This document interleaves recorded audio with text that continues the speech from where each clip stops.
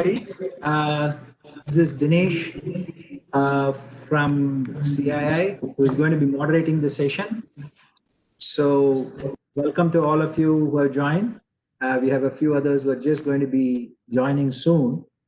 But considering that this is the first session of this conference, which is collaborating for regional economic development, I thought we will make a start and we can allow the others to join.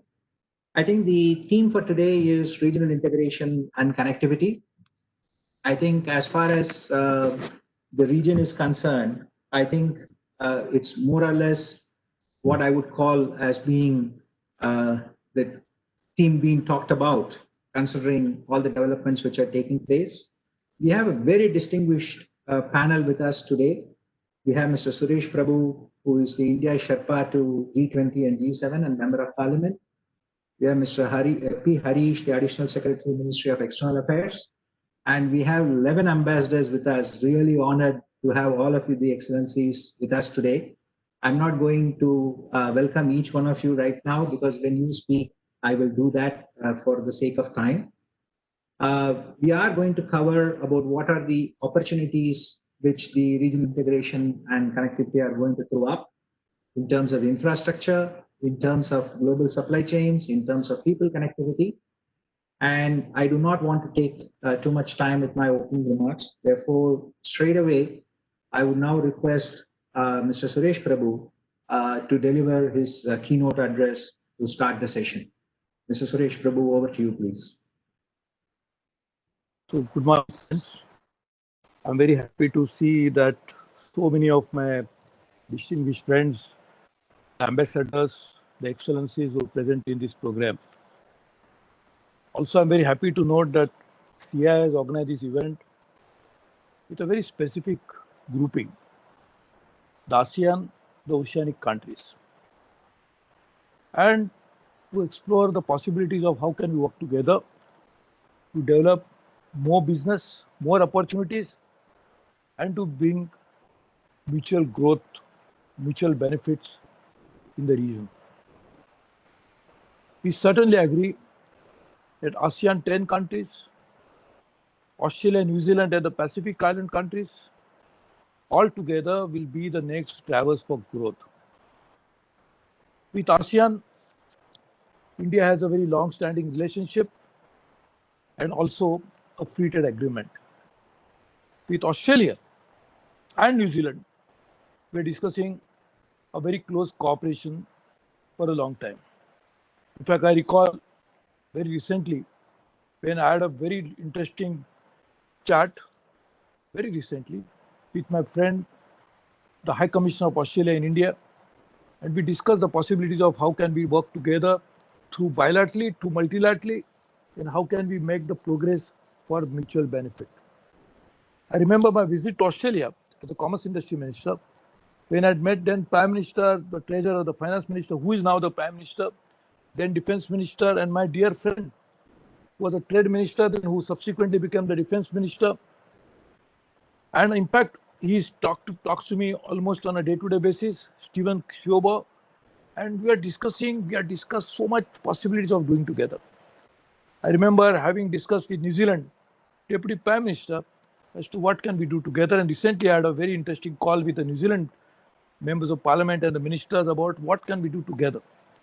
And with Pacific Island nations, the small islands, we have worked together for many years, including I remember my days as a environment minister, because I had 10 cabinet positions with the government, and those days we are discussing about the threat that it poses, the climate change, the threat poses to the small island state. So now in that context, India has a fantastic relationship. Prime Minister Modi has specifically engaged and changed the perception of not just Act-East policy, brought in a new dimension. Therefore, in that context, we are meeting today and discussing this. We need connectivity, and therefore we are trying to open new routes to ASEAN. To Myanmar. In fact, I remember having opened one land route to Myanmar as a Commerce Industry Minister to make it happen. As Railways Minister, we are trying to bring connectivity through Myanmar as well as to other countries through ASEAN and also through Bangladesh. Idea was that can we not bring this connectivity to bring more trade? And to do that, we need logistics. In fact, as a minister in charge of logistics, because Prime Minister created for the first time an integrated logistics department, and he made me in charge of it. And we prepared a policy as well as an action plan, which is now under implementation. And we meet with my dear friend Piyush Goyal, and we discuss about how can we take this forward to make it happen. In fact, many times, the only other day, when many of my ministers now, my colleagues, when we meet and discuss, we together want to make sure that how can we make ASEAN and Oceanic as a new hub of growth. And there are possibilities of immense nature. With ASEAN, we have many business links already. With Australia and New Zealand, we too have, with new possibilities with the small island countries and particularly the Pacific Ocean, in which Fiji ambassador is present today. Can we not take these new areas forward and explore possibilities? To do that, we have done a market research. In fact, as Commerce Industry Minister, we invested money and through exam, and we worked a possibility of what are those areas in which we can export more to the countries in ASEAN, Oceanic, and of course Australia, New Zealand, and the Pacific countries together as Oceanic, and find out each of the country what is that they need, and not just export. What is the international trade that can be increased? We import some items from other countries. Can we not import those items from this part of the world? India's mainstay of power comes from more than 50% of electricity generated from coal. Rather than importing coal from the western part of India, can we not eat it from eastern part of India? Whether it is Indonesia, whether it is Australia, we cannot do that. In dairy products, we are very proud of the fact that New Zealand has been instrumental to set initially the dairy industry in India. In Mumbai, the New Zealand hostel is a testimony to the fact that New Zealand was the partner of India to make it happen. With ASEAN, I remember having each and every minister in ASEAN region. The particular trade minister is my dear friend. In fact, we still are on the WhatsApp and regularly interact. And we have been, even today I am discussing as to what can be done with ASEAN more to make our trade grow. I know the potential is huge, potential is immense. But to realize it, the connectivity that comes in the form of either physical connectivity and then the logistic support that is necessary to take it forward, or even some sort of trade connectivity. Of course, for trade connectivity, you also need sometimes a physical connectivity. That can happen through land, that can happen through sea, but that can also happen through air. And therefore, as aviation minister, I remember my days as aviation minister, we had prepared a comprehensive strategy as to how can we reach out to even the furthest point on Oceanic or in ASEAN part. In fact, with ASEAN, we have very good connectivity, air connectivity. With Singapore-India route is one of the busiest routes. But in other countries as well, we can do that and we can make it happen. In fact, Australia has prepared a very interesting document, Vision 2035, which was done under the leadership of the previous Prime Minister, but also thanks to the leadership of the trade ministers who all I have worked with. And in fact, that policy, Mr. Peter Verghese, who wrote that report as a former Foreign Secretary of Australia, is so complementing to the vision that India has. Prime Minister Narendra Modi talks about $5 trillion economy. I had prepared a roadmap for $5 trillion economy as Commerce Minister, and this matches so well. So ASEAN, we have done the similar thing. We have prepared exactly the strategy, what needs to be done. So now what is necessary is this kind of event. I congratulate CI because Expo, trade opportunities will be explored through such interaction that will happen today. And I'm sure this will lead to more comprehensive and deepened relationship. What we need to do is also understand the complementarity. Because in today's world, where everybody is trying to turn inward, this is the region which can show the way of how mutual benefit can work. We have to find out if we can import so much from Australia, what is that we can export to Australia. I remember Australia and Myanmar, the two countries which are part of Oceanic and Oceanic region. We used to import a lot of pulses from them. But India's pulses production went up thanks to Prime Minister's great initiative of bringing agriculture as a growth engine. They were worried, Myanmar and Australia both, that what happens to the pulses. So we discussed the possibility with both the countries, and we decided that we can work out an alternate strategy. In fact, with Myanmar minister, I had several rounds and discussed it many times. So I personally feel that with the deepened relationship that we have, and I met each and every country's ministers, prime ministers, and business leaders many times, and I'm very sure that we can explore this relationship to a new level. This is the beginning, and soon we're going to have a very focused meeting, business focused meeting with ASEAN separately, with oceanic countries separately, so that we can take this forward and doesn't remain an one-off event. But I'm sure I really congratulate CI for taking this fantastic initiative. And I can assure you one thing, from Government of India's perspective, we can really work together and make it happen. In fact, G7, which is going to happen end of this month, in which India has been invited. And in fact, I just got a call from White House that they want to really making preparation, but let's hope it happens physically. And in that process, we can actually explore possibilities. How can we bring the other countries into the region?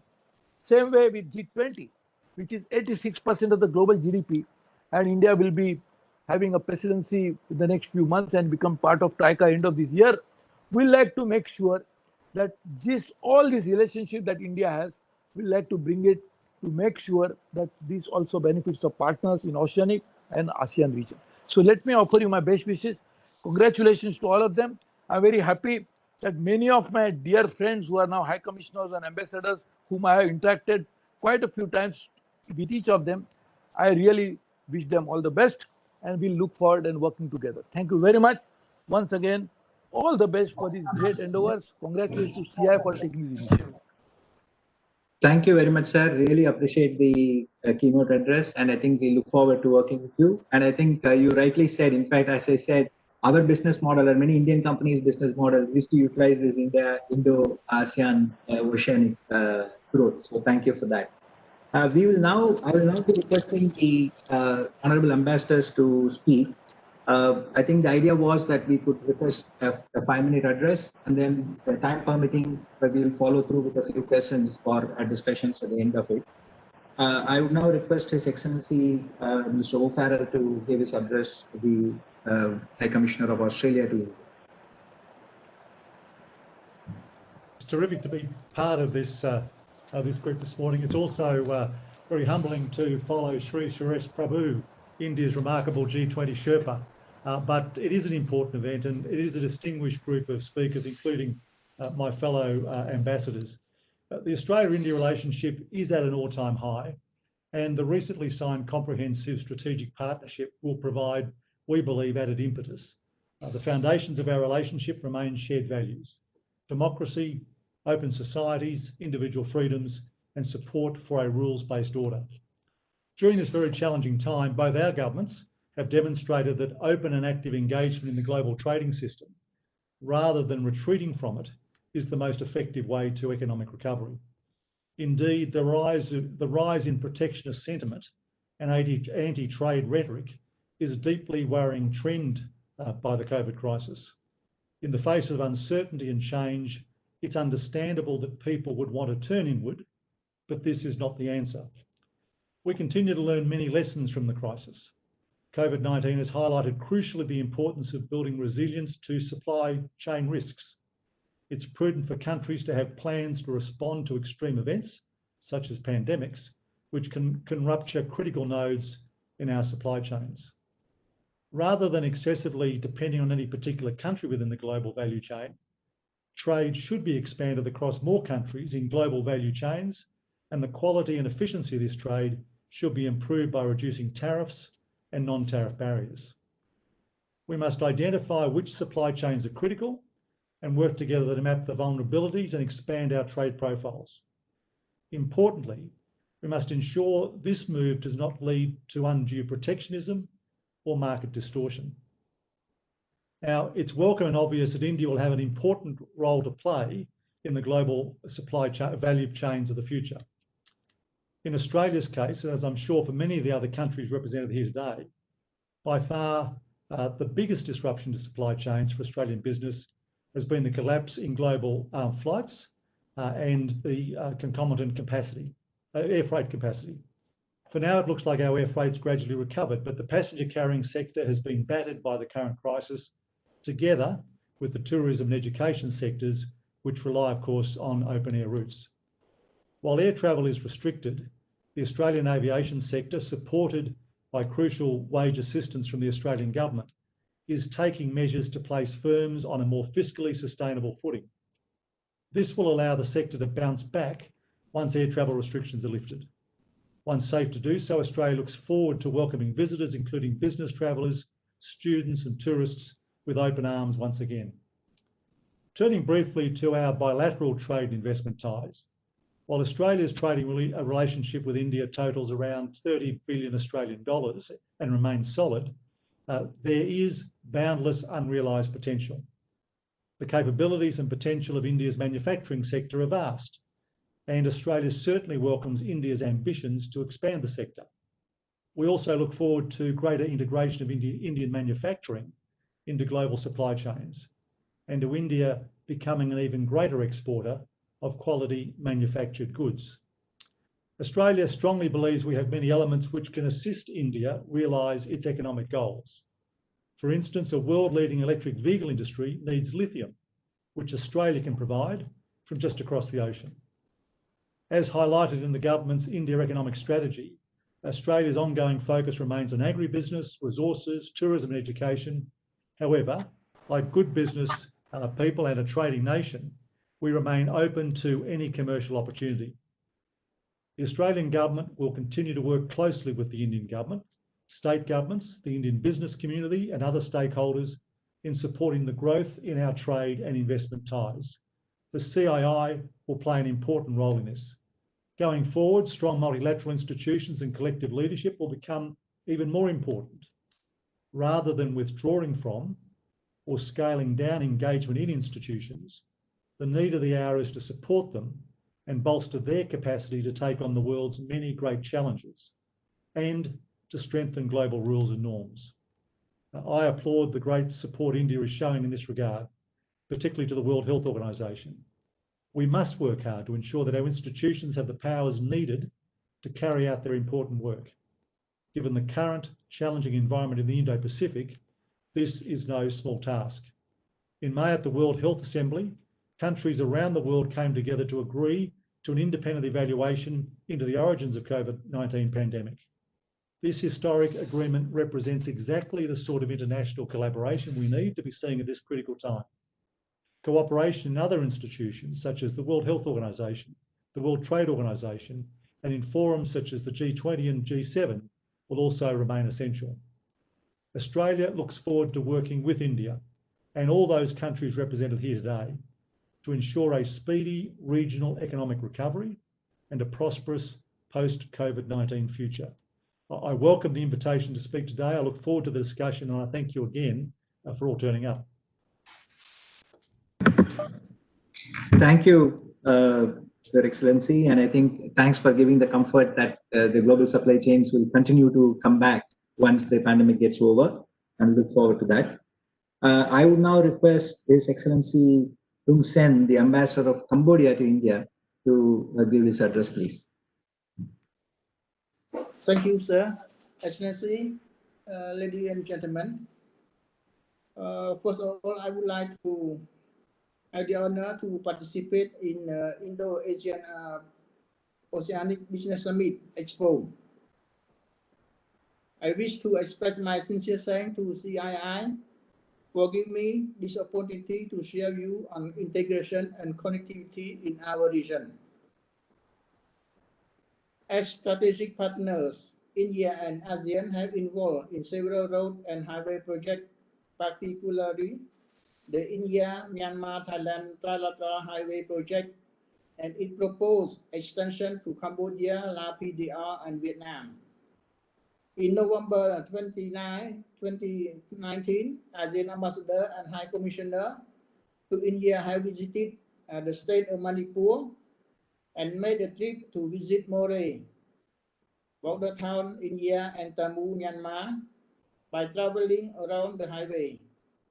We witnessed the progress of the highway construction and hope that if it will be completed as planned, it will help boost trade and tourism between the two regions.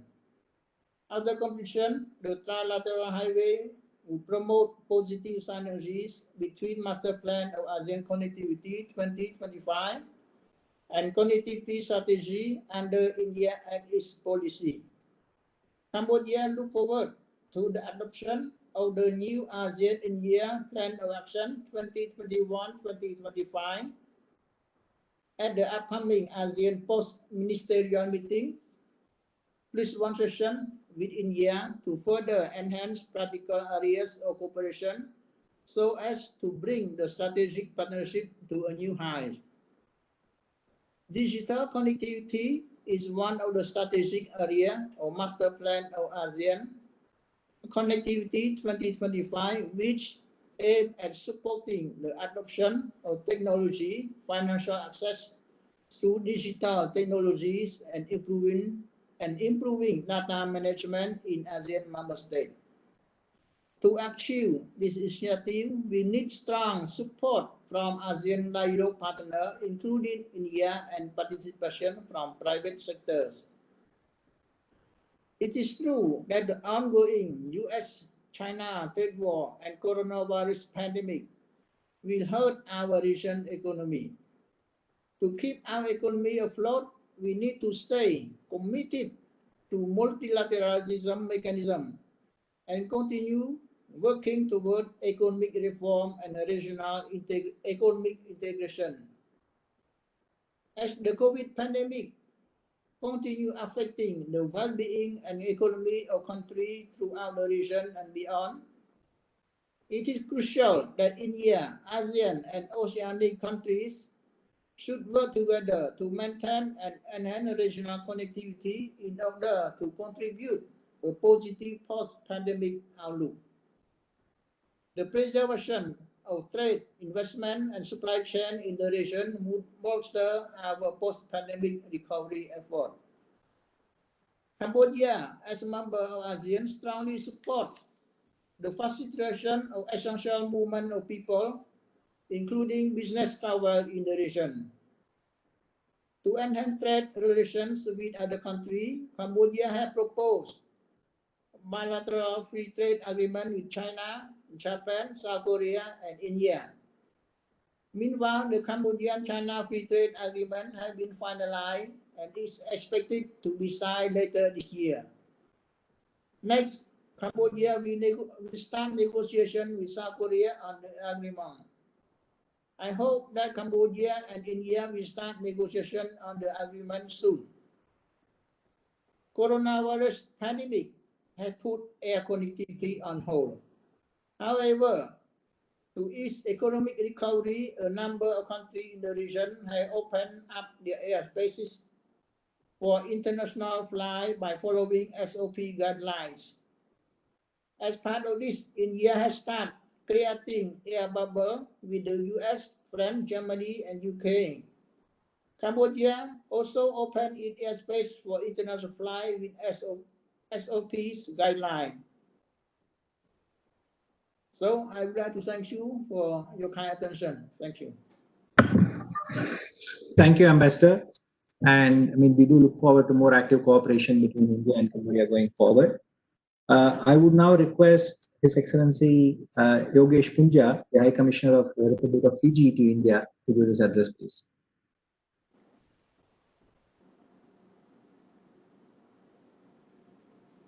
Dinesh, Excellencies.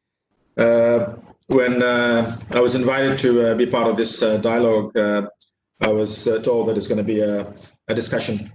So what I have done is, rather than writing a speech, I have written key points And there's one thing very important, I think, is that whilst we have our own regional interests, and I just wanted to highlight that the Pacific Ocean is 165.3 million square kilometers. We, as the 14 small island states, are very small, but nonetheless, we have a strategic importance to the world's economy itself.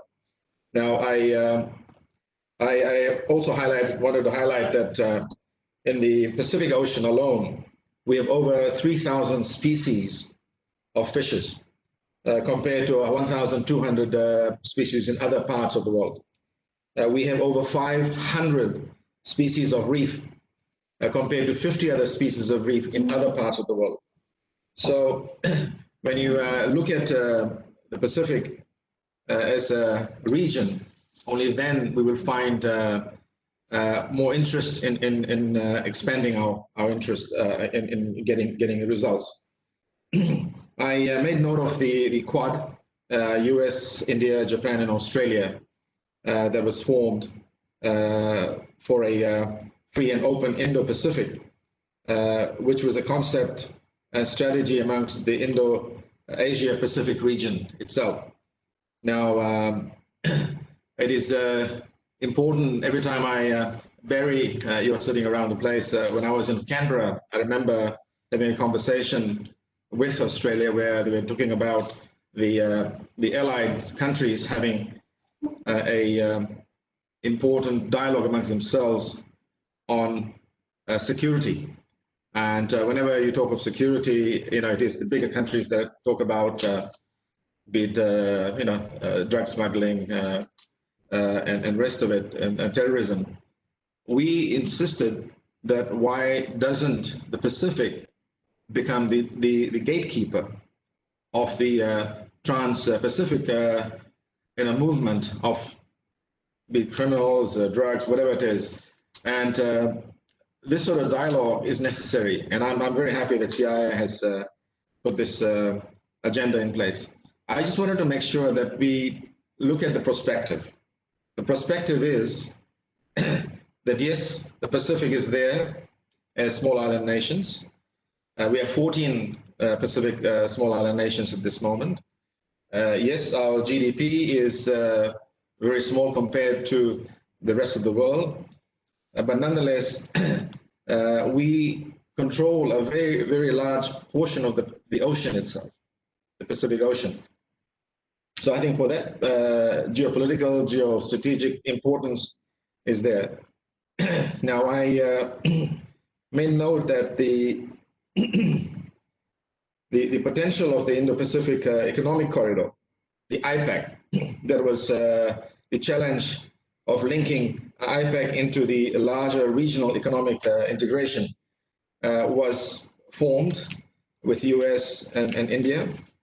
Yet, I think it's important to keep the small island nations in this strategy. I heard Suresh Prabhu talking about a markets research that was done on what can be exported from India, what can be imported from the other regions itself. Now, sharing information like that would be necessary. Maybe talking a bit more to the islands itself as for what is potentially possible. The undersea resources is something that the whole world is looking at the Pacific right now, and India is in the front runner for this exploration work that's happening. Now, it is only since 2011 that the Indo-Pacific has become an increasingly important on a geopolitical discourse. Now, I understand that that whilst the incursion of China at this moment on South China Sea has got the entire world rattled with what to, how to, when to pursue. But if you look at the region per se, the richness and diversity of the region, almost half of the world's population of 3 billion is in Indo-Pacific. Now, this includes China and India, obviously. Now, this is where the new action will be. Yes, India has got strategic priorities with Africa and where the growth is coming as well. But looking long term, with half the population sitting in Indo-Pacific, I think it'll be important to put the perspective correct.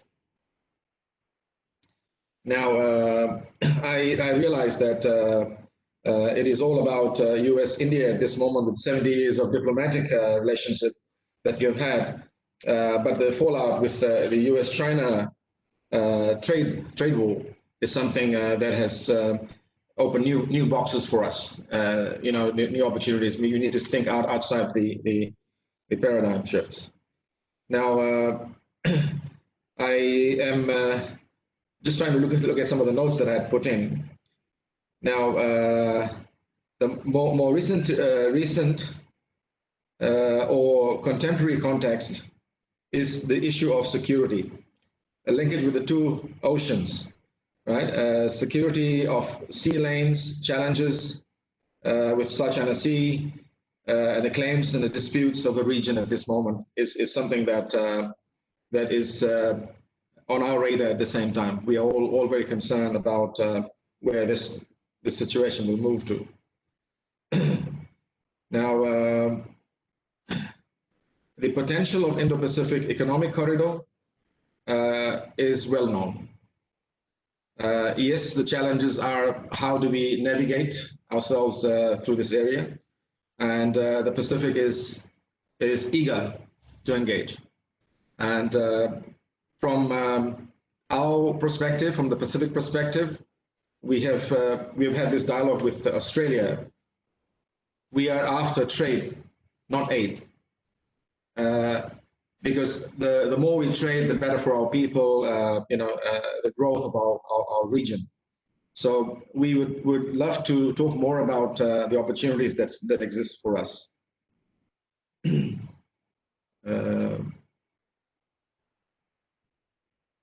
Right. So like I said, I've written notes rather than a speech. So I thought I raised this, Dinesh, as a dialogue. And Excellencies, I apologize that I haven't read out our government's strategic position.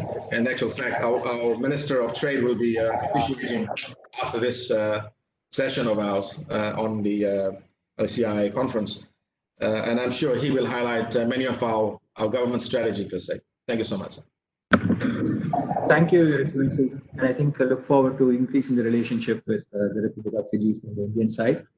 I would now request His Excellency Siddhartho Suryodipuro, the Ambassador of Republic of Indonesia to India, to do his address, please.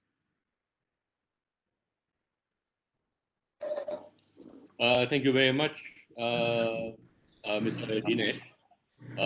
Good morning to everybody. Especially, I'd like to recognize Shri Suresh Prabhu, India Sherpa to G20 and G7. It's a pleasure, as always, to see him. I recognize Mr. Harish, Additional Secretary from the MEA, and all colleagues. Previous colleagues, especially Ambassador O'Farrell, Ambassador Aung Sian of Cambodia, Ambassador Punja of Fiji, they made some pertinent points. I think I go along with all of those points. So let me therefore just add some additional points. I think the recent pandemic, the ongoing pandemic, it has revealed and exposed some of the weak links as well as the strong links within our region, Southeast Asia, the Pacific, India. We know that air travel has been severely limited. We know about all our stranded citizens. We also know how goods have been hampered. At the same time, it also underscored new priorities, health being one. It underscored India's crucial role in this, and where India can actually make very significant contribution to trade relationship. This is one area that India is strong at in terms of pharmaceutical, health sector, And it's only one out of many areas in which India has the strength. We know that we have to manage the change. We are not quite sure whether the world will return to as it was before, but we are almost certain that it will change. People may be traveling less, and they may be traveling at closer distances due to economic reasons, environmental reasons, or other reasons. And countries may also be looking more inwards.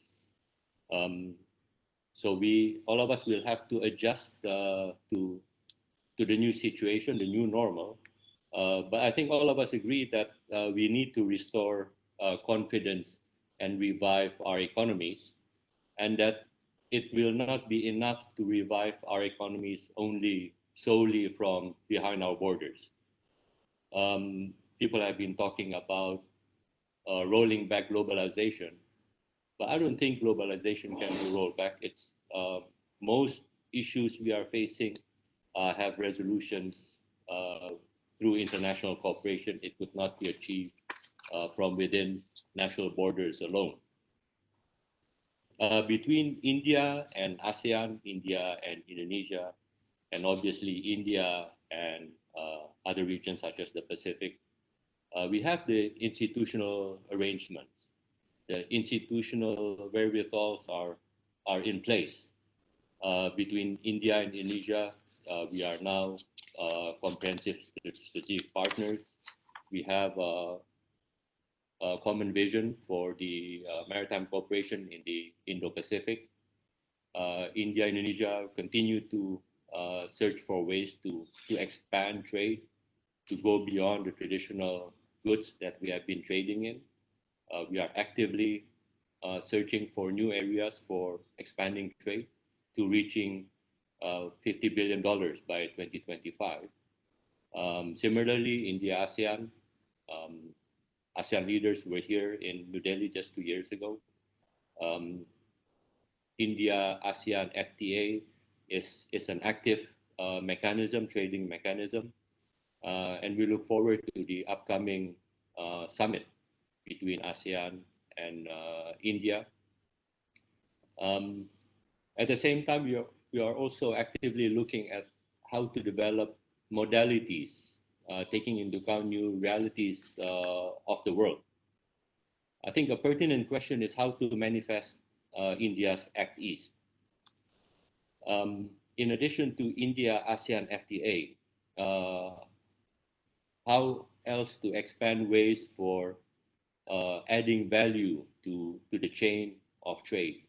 Ambassador O'Farrell made very pertinent points in this. I think I would subscribe to most, if not all of them. But one thing is certain, and it has been a pertinent part throughout the history, is that India's robust entrepreneurial class has always played a strong role in the linkage between India and Southeast Asia, Indonesia, and towards other region as well.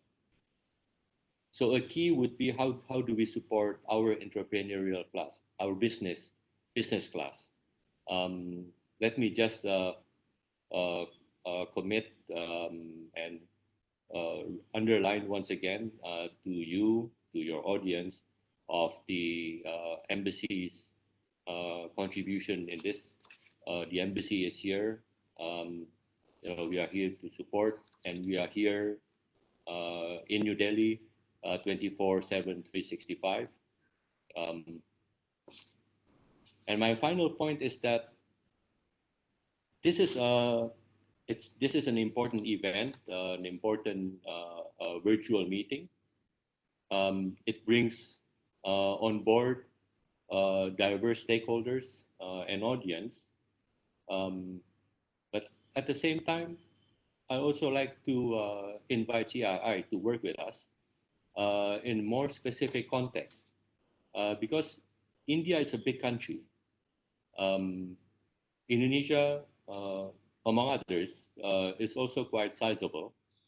Our regions have specific needs. So when we talk about trade, when we talk about connectivity, our regions or India's states would have specific needs, specific requirements, and therefore we need to also think about how to hold specific meetings to address specific issues. It could be specific in air connectivity or sea connectivity, in trade, in services. I'm happy to note that my good friend Sujata, CII Jakarta, is here. So I look forward to working with all of you at CII to address specific issues. And we call on regulators when the time comes to also be supportive of the endeavors that to push this relationship forward. I wish all of you a good meeting, productive virtual meeting, and I thank you very much for your attention. Thank you, Your Excellency. And definitely from CII side, we will take you up and work with you to make sure that, we can deliver the value which you're seeking or working with us. Look forward to that. Can I now request His Excellency Dato Abdul Hamid, the High Commissioner of Malaysia to India, to give his address, please.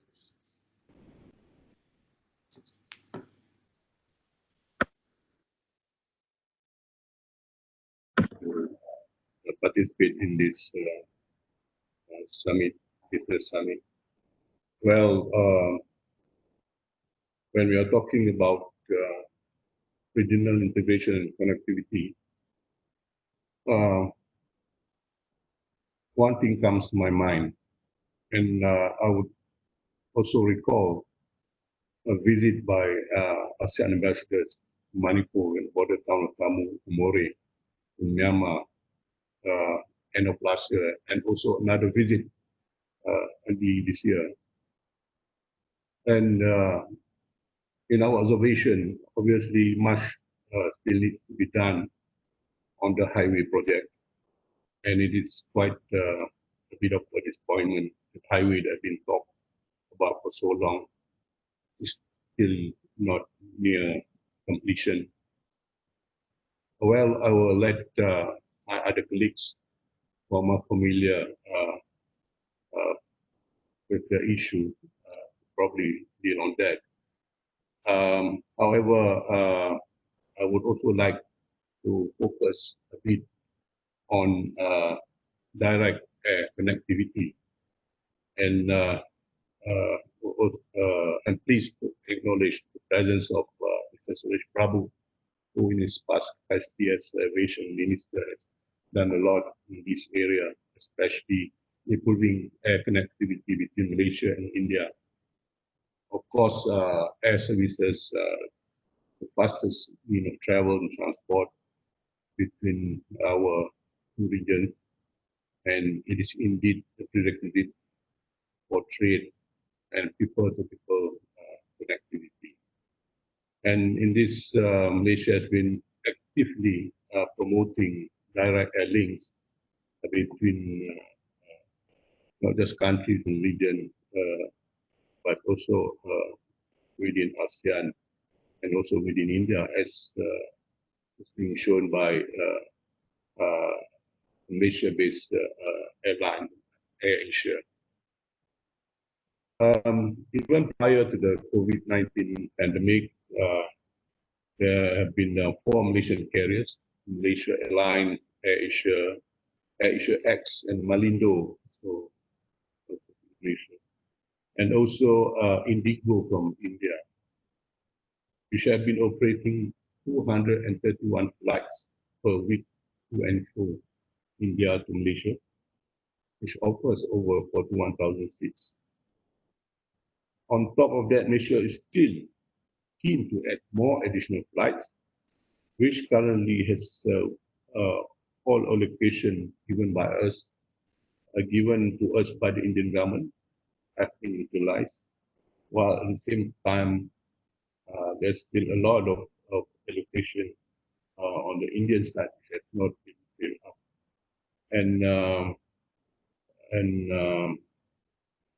Malaysia, we would like to encourage Indian-based carriers and operate services in Malaysia and use Malaysia as the gateway to ASEAN. We are centrally located in the ASEAN region. Even the Malaysia Airport Holding, which is the main airport operator in Malaysia, is providing many special incentives, including waiver of airport fees for a certain period, and also on the promotion of the services of foreign carriers in Malaysia.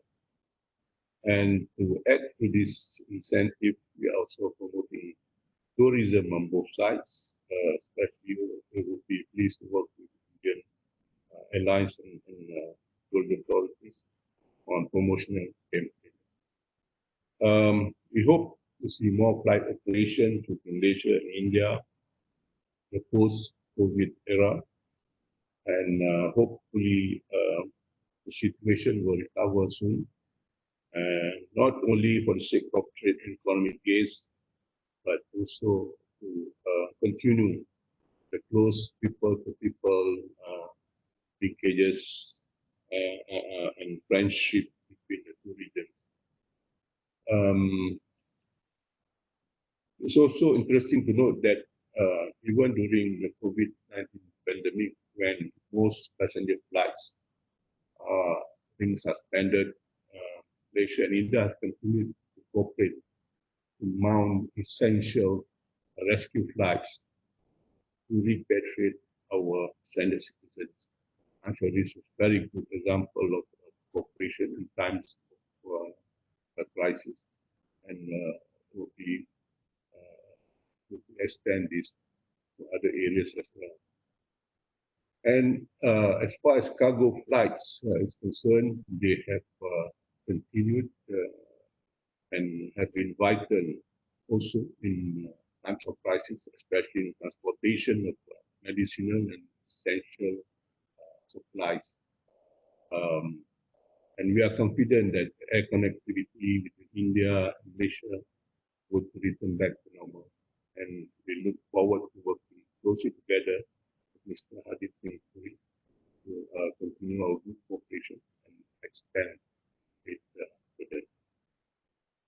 Well, ladies and gentlemen, I would like to take this opportunity to highlight a bit the potential areas of cooperation for enhancing trade and investment in India and ASEAN countries, especially Malaysia being right in the center of the region and with such excellent connectivity between our two regions. What we hope to be able to do is, among others, is to create principal hubs that will provide support to offshore trading and services and encourage significant use of this region's banking and financial services, as well as other ancillary services, while generating high-skilled employment opportunities. I'm sure in many of these sectors we have been working together, and we hope to do much more in the future. Secondly, we hope to create an integrated logistic, more integrated logistic activities by using the ports within this region, seaports and airports as regional hub for international trading activities in ASEAN, because of ASEAN, our strategic location in ASEAN. We also like to establish high-end, high-value-added knowledge-based industries and manufacturing-related services that will complement our region's manufacturing activities, including advanced electronic, ICT, e-commerce, energy-efficient vehicles, high-end machinery, and other resources-based industries, especially oil and gas. For trade in services, we hope to create an establishment for ICT, tourism projects, healthcare projects, higher education that cater to the expanding demand for supply within the region, and taking into account that COVID pandemic has impacted the abilities of some countries to travel further away around the globe. We hope to explore and create potential halal product industries to supply into the global supply chain and also within market in the region. As you are all aware, Malaysia is currently hosting many Indian companies, some very reputable pharmaceutical, textile and consultancy services such as Biocon, Recron, Ranbaxy, and Tata Consultancy Services, which have successfully invested in Malaysia, taking advantage of Malaysia's central location to be a hub for the ASEAN market. And we hope that Indian companies will also make Malaysia a big one. That I thank you. Thank you, Your Excellency. I think we will keep in mind your various points on connectivity. I'm now going to request the Mr. Mu Cho Ong, the Ambassador of the Union of Myanmar, to speak. But I'm going to make a request. I think we're already about 15 minutes behind schedule. So if you can just make sure that we can finish the address within 5 minutes, then I think we'll have time for others to finish. So over to you, Ambassador. Thank you, Mr. Dinesh. Honorable Shri Suresh Prabhu, Excellencies, distinguished participants, good morning. At the outset, I would like to express my sincere thanks and appreciation to the Confederation of Indian Industry for organizing this timely and remarkable summit. I am also delighted to join fellow ambassadors and high commissioners at this session. Excellencies, distinguished participants, when it comes to integration process, it is evident that geographical proximity, strong cordial political cultural linkages pave the way for greater economic integration between ASEAN and India. With regard to Indo ASEAN regional integration, ASEAN presents improving prospect for Indian economic integration. ASEAN-India Free Trade Agreement, which came into effect in 2010, resulted in substantial two-way trade growth for India and ASEAN. ASEAN remains India's good option for integrating with global value chains, the constantly expanding production network that are at the heart of international trade in the 21st century and in which services plays a crucial role. Excellency, distinguished participants, given the importance of regional connectivity, the cooperation and collaboration and physical connectivity, as well as virtual connectivity between strategic partner countries are needed to be raised for smooth transition of economic activities. Out of the initiative for connectivity between Myanmar and India,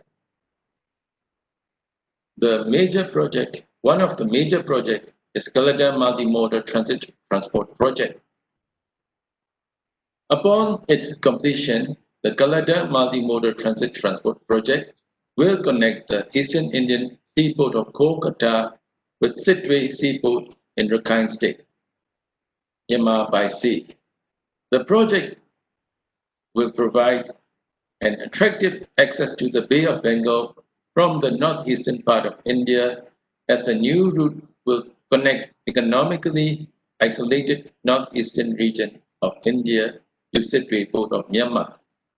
Therefore, it will promote development of transportation sector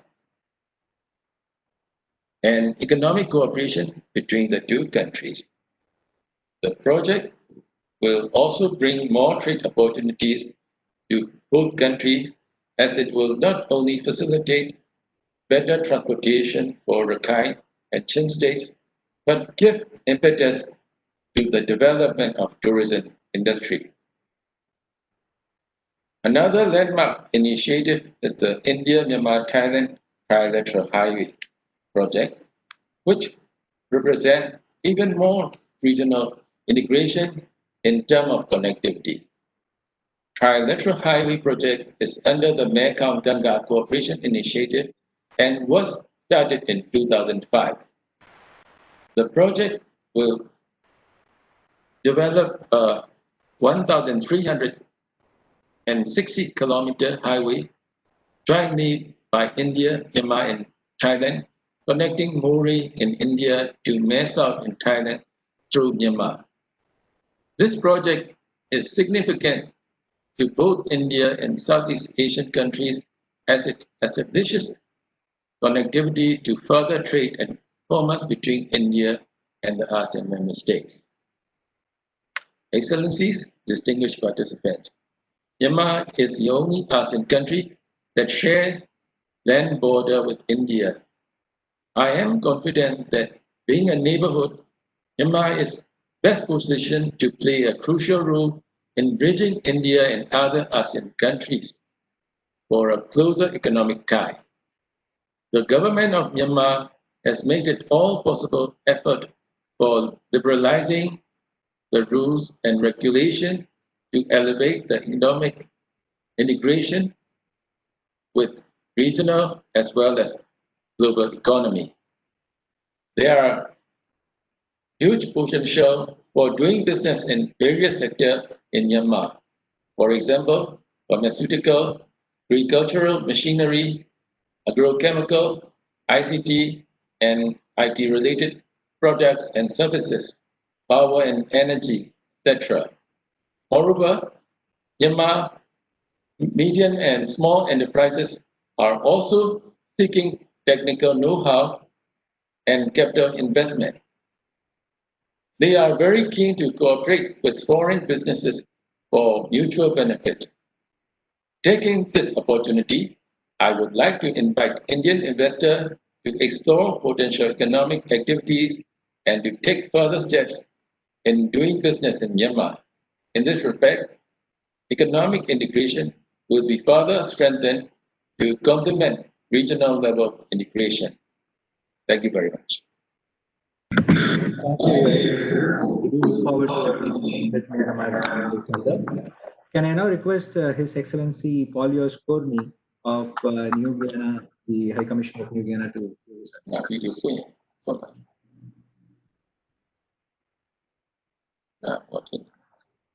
Thank you very much. Am I audible? Yes, sir, please. Thank you very much.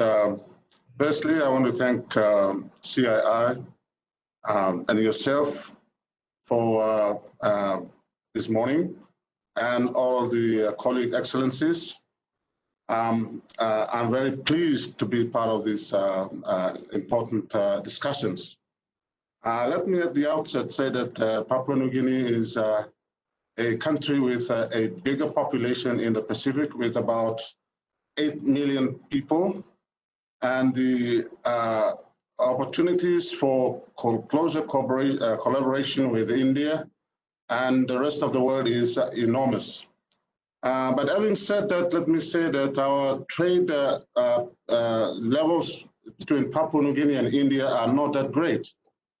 We are under $250 million in terms of trade volumes between our two countries, and the level of export between to India and from India is also not that great. And so for us, there is a new level of engagement that we envisage moving forward. And as you know, that the premise on which Papua New Guinea and India can grow this relationship is through what is now India's policy on working with the Pacific. And of course, that is through the Forum on India Pacific Corporation, FIPIC, which was launched in Fiji in 2014-15 by Honorable Narendra Modi, Prime Minister of India. And so that is the premise on which we can connect further to enhance trade and commercial relations and have that growth at a new level. As you know, as my colleague, the Fijian High Commissioner, has pointed out, the Pacific is vast, and the opportunities in the Pacific are great, though we are wide in the sense that we have this Pacific Ocean, which presents us with great opportunities in fishing and the rest. But connectivity, insofar as Papua New Guinea is concerned, must happen, and we must take it to a new level. And so, since our ties with India, we have tried our very best to make inroads into ensuring that we have trade links that translates and grows our bilateral relations between Papua New Guinea and India. And so the potential for growth is there insofar as imports and export is concerned. We are a highly resourced country in terms of renewable and non-renewable sector. And so we would like to invite Indian businesses to look at Papua New Guinea as an investment destination and connectivity in that sense. For instance, we fly into Singapore 4 times a week. So India is not that far. We can extend air services between India and Papua New Guinea so that we have that physical connectivity between our two countries. But as a larger Pacific country, there is room for greater improvement in terms of more further collaboration with India. I can recall that in 2016, CII led a delegation from India to look at opportunities. And so I am sure there is some eye openings there for Indian industries to connect with the Indian business sector and to propose investments in India. Right now, as you know, we have gas which is being extracted, and there are several locations in Papua New Guinea. One of my ministers, who's originally from Tamil Nadu, has been proposing that we talk to India to look at gas into India. And so that's another possibility that we can connect. But as I said earlier, that our relationship must be based on cordiality between both countries. And that cordiality must happen with some dialogue that must truly happen between our two countries, so that it's a win-win situation for both countries to expand that relationship. Like I said, Papua New Guinea can offer greater opportunities for Indian businesses to invest. And of course, Papua New Guinea can make inroads into India to export its raw material like gas and oil and some of the agricultural products like palm oil. So in that regard, I'm sure that CII, when it visited Papua New Guinea in 2016, made some assessments in that regard, and both countries can progress in enhancing that trade aspect. And I'm sure we can be able to have some further discussions on that. And we were looking forward to the FIPIC forum to have taken place in Port Moresby in June this year. Was supposed to have been led by our president, President Kovind. That didn't happen, and we are extremely certain that it will happen in due course, so that some of this can be a follow-up to the meeting, that event that happened in Jaipur in 2016, 15.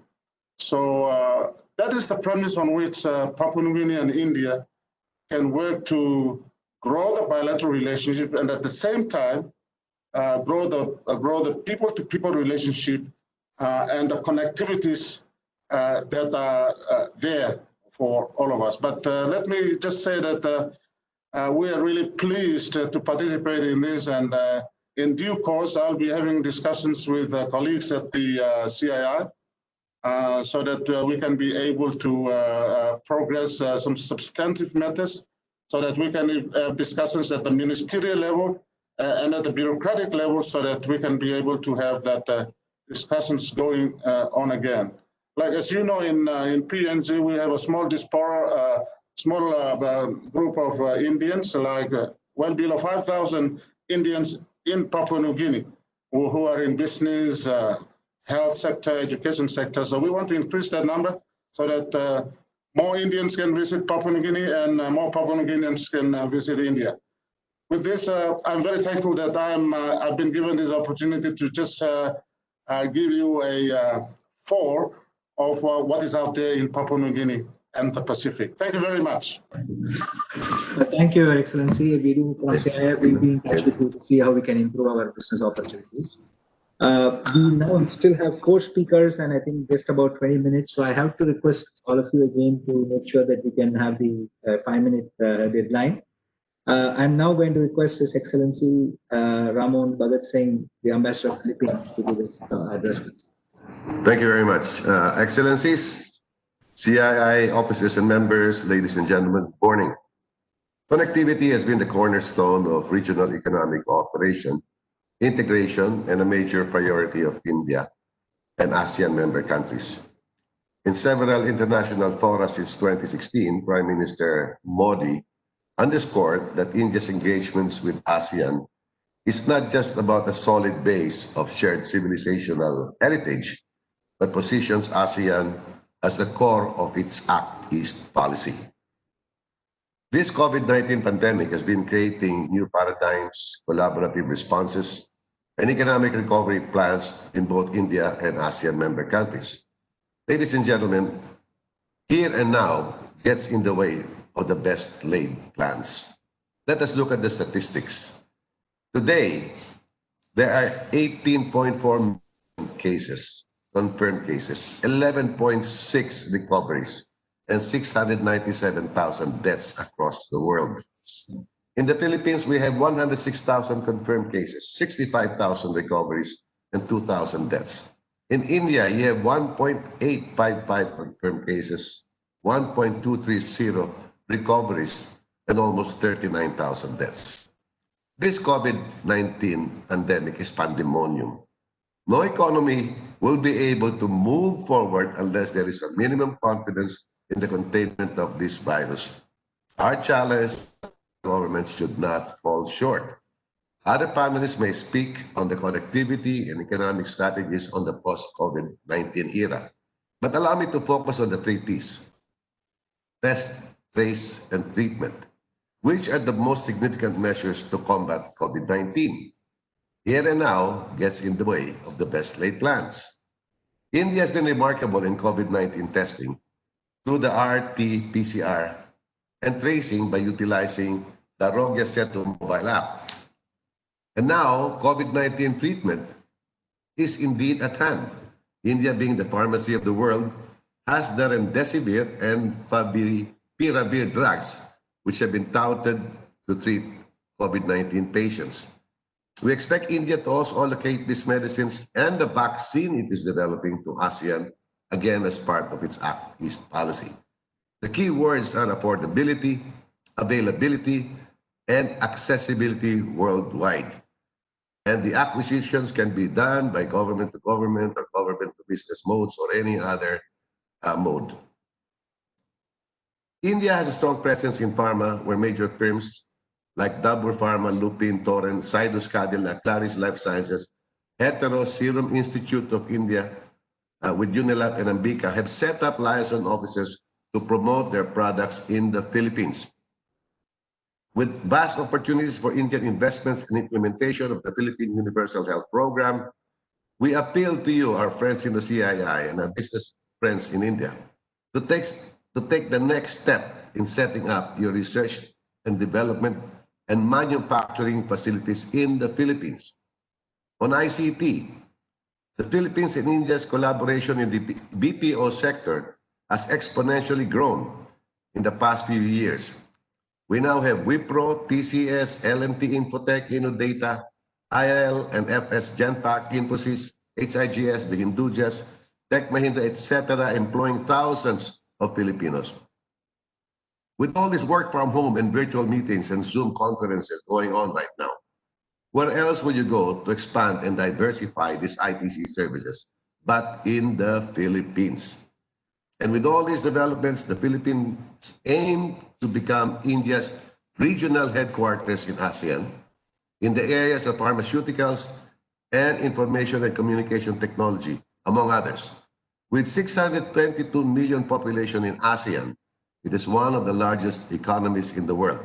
Now, why Philippines? And with the indulgence of my colleagues, the Philippines has quality manpower and resources with a literacy rate of 94% and the third world's largest English-speaking country.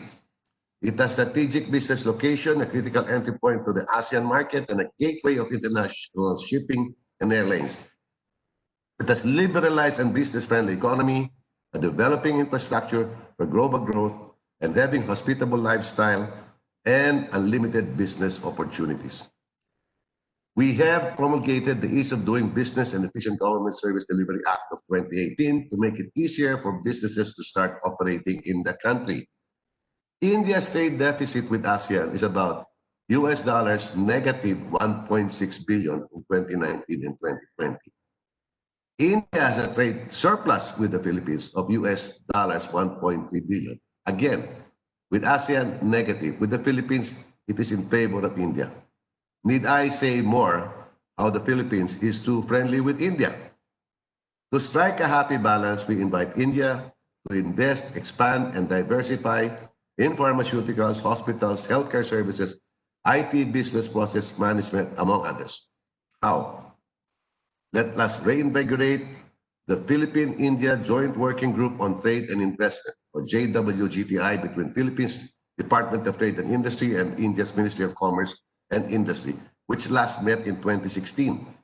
I call on these two government agencies to meet soonest. Let us work on the MOU on the protection and promotion of investments or bilateral investment treaty, which I leave to our Vice Minister, Mr. Rodolfo of DTI.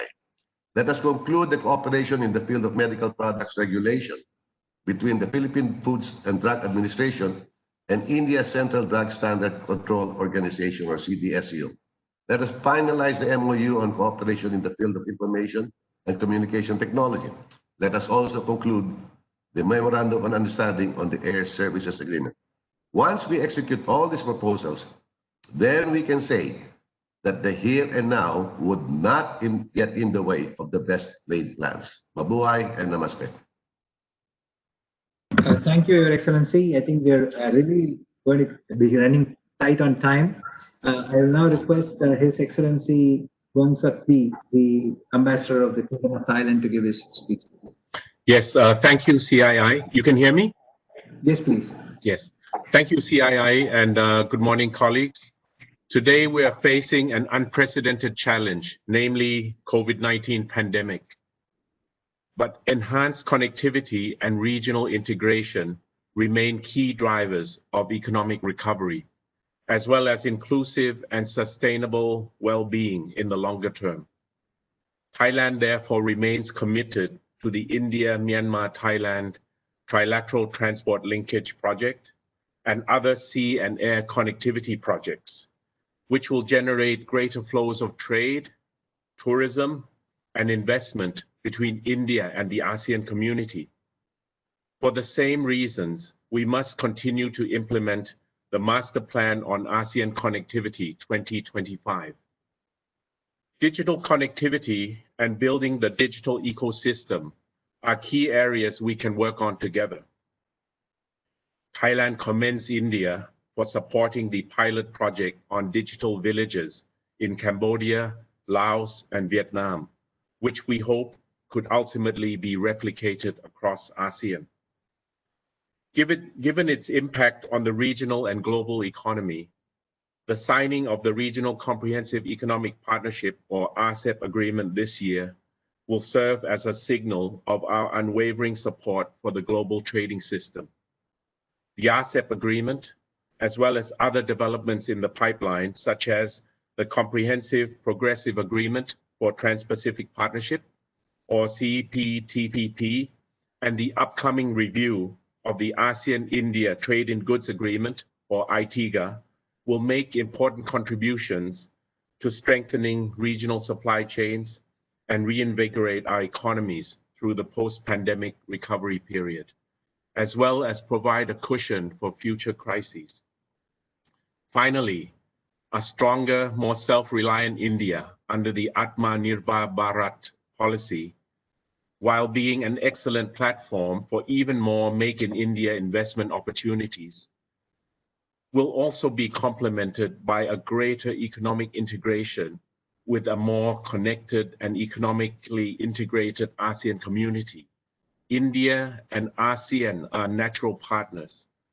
We look forward to working together with India as India chairs G20 in 2022 and Thailand chairs APEC and BIMSTEC in 2022. Thank you very much. Thank you, Your Excellency. We do look forward to continued cooperation.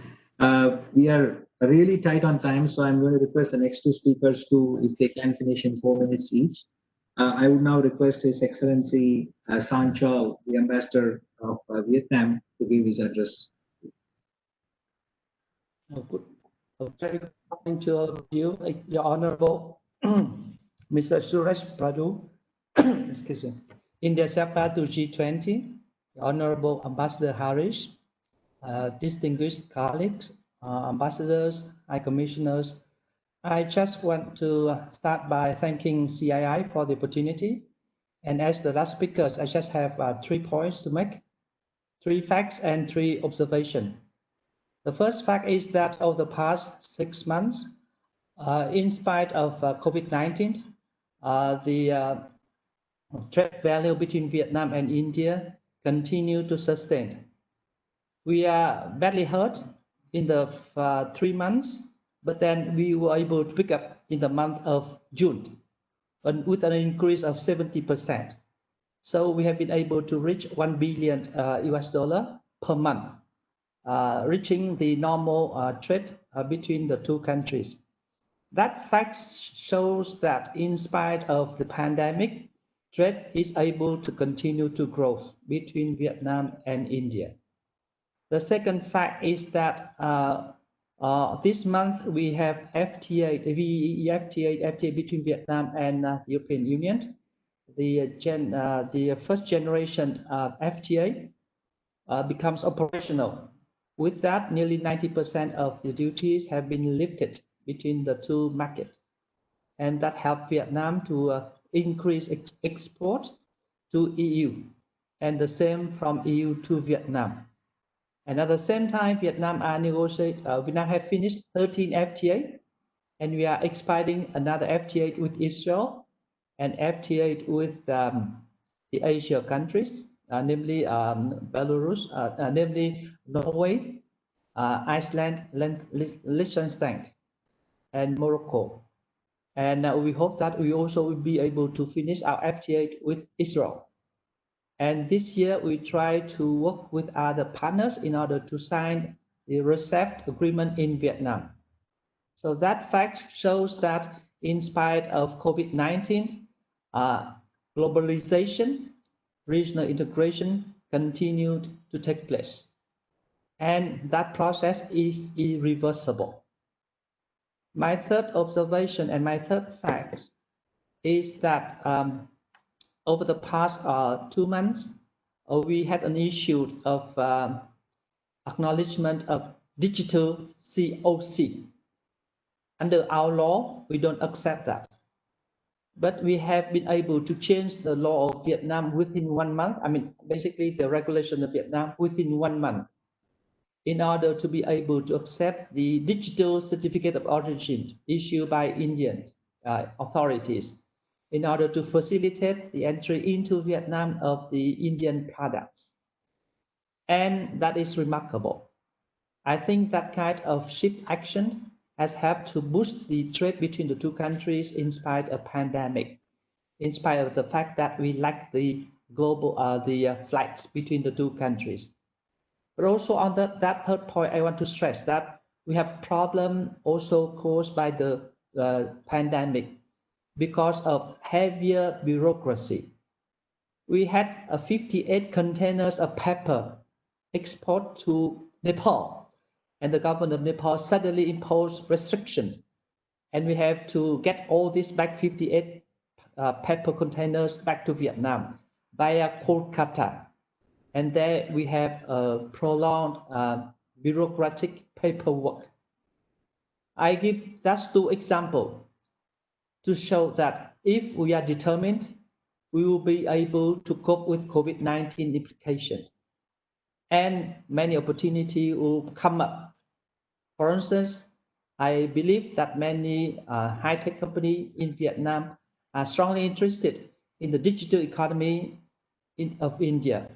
You know that India provides a very strong service sector out of the goods sectors. And this is also a very appealing sector for the future investment by different Vietnamese companies. And during the pandemic, even during the pandemic, FTA of Vietnam, a giant high-tech of Vietnam, has established its presence in Hyderabad. So, ladies and gentlemen, with that three facts and three observations, my conclusion is that in spite of the pandemic, in spite of the trade war, in spite of many turbulences around the world, globalization and regional connectivity is a must and cannot be reversed. And it is more the case between India and Oceania, including the ASEAN countries and other Pacific, Australia and New Zealand. And the opportunities are there, and they are very promising, and we can fully benefit of them if we have a strong political willing to remove all the hurdles politically and also bureaucratically. I thank you very much for that. Thank you, Your Excellency, and I think we do look forward to furthering the relationship. I'm now coming to the final speaker. We have the special address by Mr. Harish, the Additional Secretary, the Ministry of External Affairs. Over to you, Mr. Harish. Thank you, Mr. Dinesh, Suresh Prabhu, sir, all the excellencies, friends, ambassadors and high commissioners from the region. Ladies and gentlemen, I just will quickly focus on a couple of points.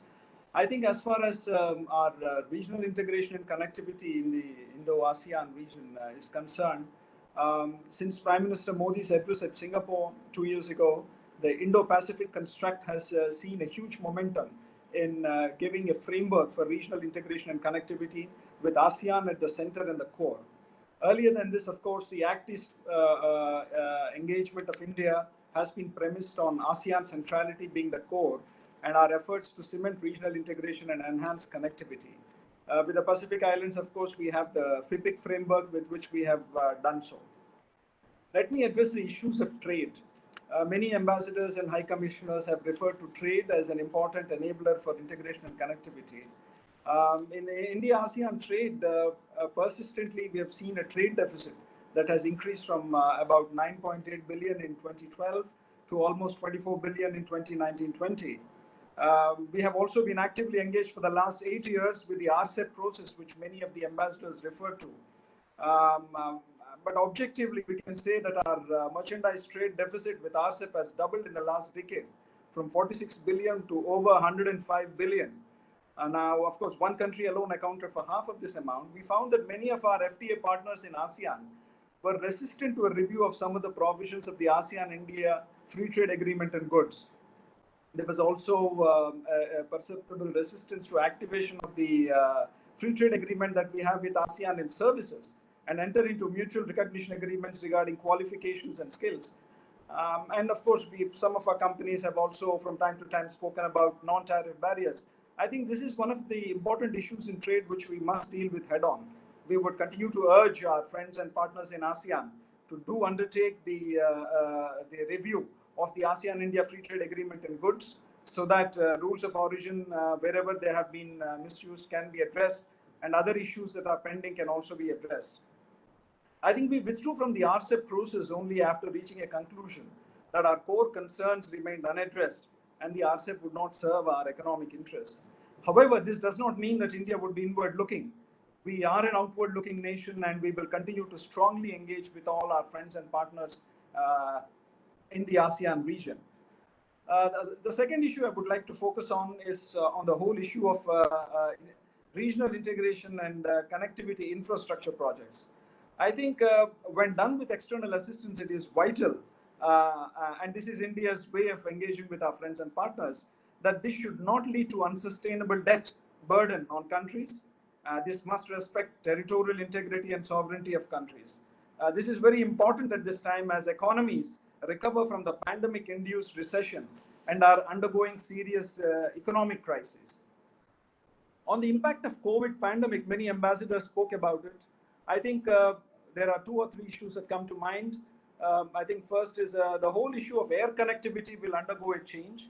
Whether the hub and spoke model would continue to be a viable model for the future is something that is in question. However, our effort is to establish direct air connectivity with all our friends and partners in the region. I'm glad in the last year or 2 we have been able to establish direct air connectivity with Indonesia and with Vietnam. I think secondly, it's also important to continue the focus, especially from the point of view of our business and industry, to de-risk and diversify manufacturing value chains so that there is no excessive dependence on one region or some countries. Of course, we see an enhanced focus on health infrastructure and enhanced spending on public health. So the focus on pharmaceuticals, vaccines, and related innovation will continue. For most of our countries, tourism and hospitality industries are very important. This is important for jobs, especially low-skilled jobs. So we need to see how to de-risk this sector and get it activated as we go along. Many ambassadors referred to the connectivity initiatives in the ASEAN, including the Caledon Multimodal project and the trilateral highway. These are quickly nearing completion. I would like to say about the Atmanirbhar Bharat initiative launched by Prime Minister and of course the Self-Reliant India. You know, this is based on the key factors of economy, infrastructure, technology, demography, and demand. And these factors will continue to remain important. I would like to focus on the government's initiatives on enhancing private sector participation in 8 core areas, including minerals, coal, defense production, civil aviation, power distribution, social infrastructure, space, and atomic energy. Very important from our point of view are the significant agricultural sector reforms undertaken by the government. These have been called the 1991 moment for agri reforms in India. I think opening up agri-trade within the country, giving a legal framework for corporate farming, these are very important initiatives. The government has focused on enhancing ease of doing business. And finally, I would like to, learning from the successful examples of some of our friends, we have also made investment easy and given new investment support and initiatives. I would like to refer to the production-linked incentive scheme for large-scale electronics manufacturing, which seeks to position India as a global hub for electronic system design and manufacturing, and also a production-linked incentive scheme for key starting materials, drug intermediates, and active pharmaceutical ingredients for the promotion of bulk drug parks in India. I think these initiatives will be ongoing. I think the Indian government is committed to further enhancing its connectivity and integrating with the region. I think the outward-looking orientation of India will continue strongly as before. The government's efforts to ease doing business in India and to encourage foreign investment in India will continue. And we remain at your disposal to facilitate your initiatives and strengthen our relations between our business industry and among our peoples. Thank you very much. And I want to thank CII for facilitating. Thank you, Mr. Harish. Thank you, everybody, Mr. Suresh Prabhu, the excellencies who have given us your comments. I think, unfortunately, we are run out of time to be able to have questions. The inaugural session is just going to start now. So if I can request all of you to stay online, I think we are shortly going to have the inaugural session starting. Thank you from my side. Thank you from CII side.